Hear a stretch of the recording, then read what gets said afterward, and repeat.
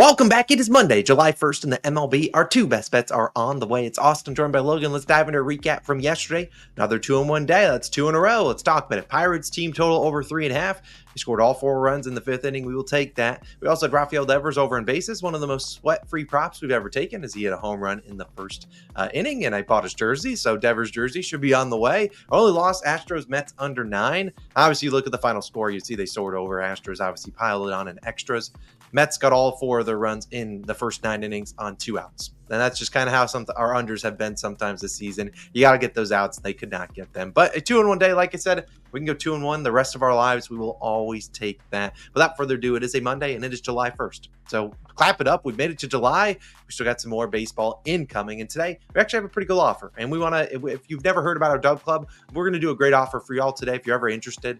Now, before I talk about what DubClub is, the offer is for all of July. We're going to completely make it free. So it's a free trial. You can go down below, top link in description. You can see a free trial to join the DubClub. Now, if you're like, what the heck's your DubClub? Well, it gets you access to our Discord. Obviously, this is a place where we post all of our picks early. So sometimes the lines will move. MLB, sometimes lines, especially like outs props and hits allowed and things of that nature do move if we do take them. So sometimes you get the best value possible on those props. You also get to join the community, support us, and all of that and everything in between. It's also only $5.99 a month. But like I said, for all of July, if you use the top link in description, we'll just waive that fee for y'all. So you can test it out, see if you like the DubClub going into August, going into football season, and then obviously NBA will start up later in October. But without further ado, you can go check that out. Details down below. Now, it is a Monday, but like I talked about, it's July 1st, and we got to start July with a banger, but they didn't give us a banger slate. We only got 3 games on today. So instead of forcing a third pick, which typically would be our hit parlay of the day, today we're actually going to do a long shot parlay. So we won't track it towards our record. It's going to come out to plus 800 to plus 1,000 odds.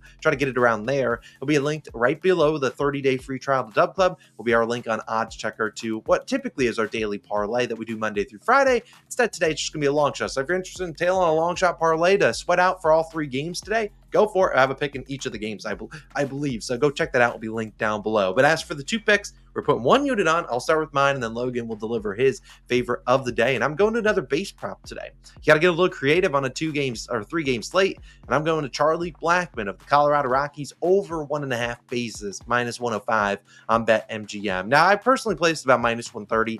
FanDuel did have this juice at like minus 135. Earlier this morning, they had him at like minus 150, which is terrible. I don't take 2+ base guys for minus 150. But Blackman getting him around minus 105, minus 110. I like it there. And Blackman was on the IL for about 10 days with a hamstring injury. He did return on Saturday, and he didn't look great. He went 0 for 4 both Saturday and Sunday.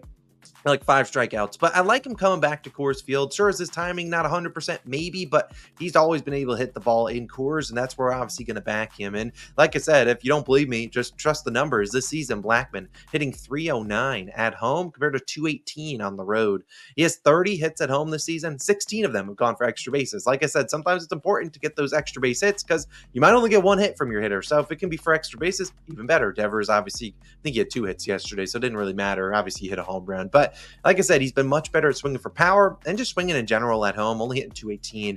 And while Blackman has struggled actually versus right-handed pitching this year, you might see struggle. He's still batting like 250. This season he's been much better at home against righties, batting 286. He is a lefty, so obviously get the righty on lefty matchup. He will face a righty in Bryce Wilson, which I'll talk about in a second. But like I said, batting 286 versus righties at home. 14 of his 24 hits at home against righties have been for extra bases, which is kind of what we're looking for. So hopefully he can get that job done. Now let's talk about his matchup against Bryce Wilson.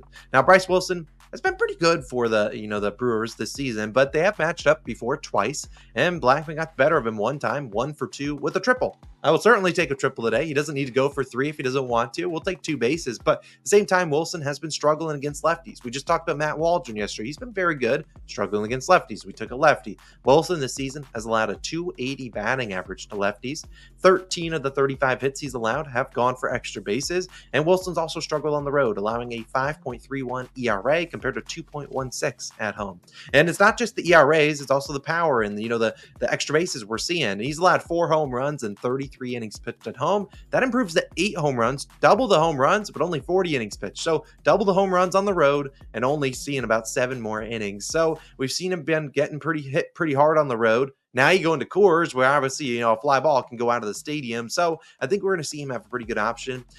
Blackman have plenty of chances. Should be in the leadoff spot. If he doesn't play today, whatever, my pick will void. But I do think he's in the lineup today. But if they want to give him the day off, whatever. But to lefties, I wanted to look at the pitches that Bryce Wilson throws. And here's the four main ones that we'll see for Blackman.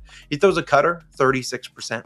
Throws a sinker, 23%. Or so we're talking about that's 60% of the pitches he's throwing. Then the other 40%, you have a four-seamer, 40 or 20%, and a curveball at 14 to 15%. So if we're thinking about, that's about what? 95% of the pitches that Blackman's going to see. And his batting average versus right-handed pitches of that caliber, he's batting 375 versus the cutter. He's batting 353 versus the sinker, and then 217 and 286 versus the other two. So pretty good splits there. Sure, has he not looked great since returning from IL? Yes, but I think he bounces back here today at home in Coors. I think he has a pretty good game. Could get 2 hits, but I think he could get a double pretty easily in this matchup. So Charlie Blackman, the big beard. I'll grow out a beard if you can get a home run today. Probably not. Can't grow facial hair that well. So Mr. Blackman, I love you. Go get the job done. But Logan, I'll let you talk about your favorite pick, and if you want to highlight some things you love about the DubClub, you certainly can do that now. Take it away. Yeah, DubClub is great. I mean, it's a great way for Austin and I to personally interact with you, because in the comments, we can't get to all of them. If you're ever like, Logan, what do you think about this game? Because, I mean, in a normal MLB slate, there are a bunch of games that we don't even analyze in this video. So if you ever want to know our thoughts, just tag me in the Discord, and then I'll definitely answer you there. But for my favorite pick today, it's sort of a scene of the crime pick. Taking the Mets and Nationals under 8.5 total runs, minus 124 odds on FanDuel is your best value. Logan, they just had 15 runs, and you're going taking another under. What are you doing? Yeah, they got every single timely hit they needed yesterday to cash that over, because if you look at it, if either of those teams do not get to 4 runs, the under cashes. Obviously, quick math. Tied 4-4, they have to go in the extra innings. If you have an under and they go in extra innings, you're straight cooked. That's exactly what happened to us yesterday. That was frustrating. But is that going to scare me away from taking the under in this spot? No. And I'm also buying, it's worth noting, I'm buying the extra half a run here. So if they do land on 8, we would cash, and the other people that picked 8 would be a push on most books. So again, it's a little bit juiced paying that extra half a run. But I am surprised to see this one only at 8 or 8.5 on FanDuel. So if you look at this one, Mets in a pick'em against the Nationals, who can't score. I mean, could I have come on here and picked Nationals? Yeah, I was tempted. If I were to pick a side in this game, it'd probably be Nationals. Just because Mets feels too easy, right? Got to pick them against a pitcher they've already hit around. That feels free. On a short game slate, analyzing these lines, I just think Gore pitches well in this one. Also worth noting, the wind is blowing in at 12 mile per hour, according to OddsShark. That will be on our side. The wind was blowing slightly out in that Mets game, which did help a few of those fly balls carry a little bit to home runs. But I think that if we look at the weather in this one, should be on our side, fingers crossed. And then who's starting today? I kind of already hinted at it. It's Mackenzie Gore starting for the Nationals, 3.6 ERA and a 1.39 whip for Mackenzie Gore. Solid numbers. He's been up and down all the year long, though. Last time he faced the Mets, 4 1/3 innings pitched, 6 earned runs, only 2 strikeouts. Again, those people that are back in the Mets are looking at that start and they're saying, he's going to do that again. He's going to get rocked. The Mets are just too hot right now. But you know what? Baseball's a game of adjustments. Mackenzie Gore had a terrible start against them. How are you going to adjust? Because Mackenzie Gore, I mentioned, he's up and down. March, April, May, he was great. June, he took a step back, 5.13 ERA in June.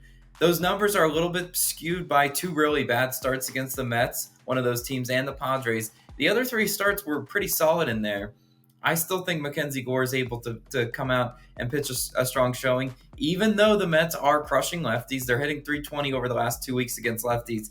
There still can be some outs here, and I don't really like the spot for the Mets as well. I think that's why they're priced in a pick'em in this one, or slight underdogs in some books. They've just played a long extra innings rain delay game. This should be a flat spot for the Mets, where they might overlook a pitcher they already hit. In baseball, that's the kind of crazy thing about it, is if you just go on off of previous matchups, you'll lead yourself astray, because you'll be like, damn, they just hit this guy for 6. Why can they not get to him? Because sometimes these hitters are getting a little too ambitious with their swings, and they're like, they just want to do what they did against the pitcher the last time. Then the pitcher knows how to pitch them second time around. I think we look at Mackenzie Gore as well.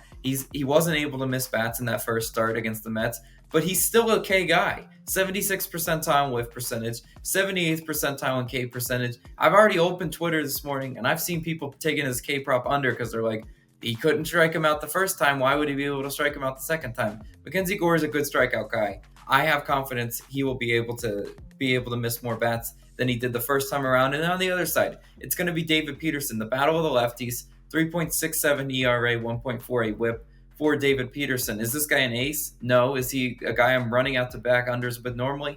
Also no, but he did face the Nats earlier in June. He went 6 2/3 innings, pitched 2 earned runs, only 2 strikeouts in that one. David Peterson, not a strikeout guy. Those stats are not unusual for me to see. Him to go that deep into a game and not get a ton of strikeouts, but to limit the damage. That's the type of pitcher David Peterson is. Could the Nationals make an adjustment against him? Maybe tag him for a few more? Sure, but I don't really see it in this one. On the road in 2 games, Peterson has a 2.84 ERA in those road games. Solid. I need to see that you're able to pitch away from home. And then in June, the Nationals hit 220.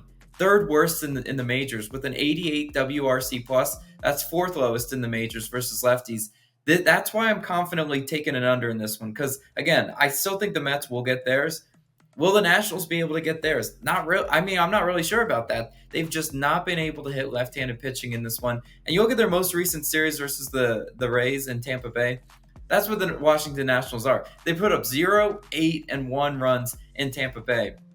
They're such a streaky offense. You really don't know what you're going to get more often than not. And more often than not, I'm willing to actually bet against this offense because they can't string together hits, which is what you need to score runs. I mean, you look at this lineup.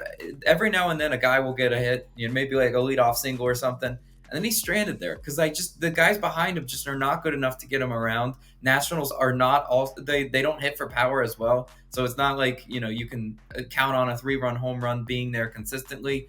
I really do like the under in this one. And then we go to the bullpens. Mets, 14th in bullpen ERA. Nats, 17th in bullpen ERA.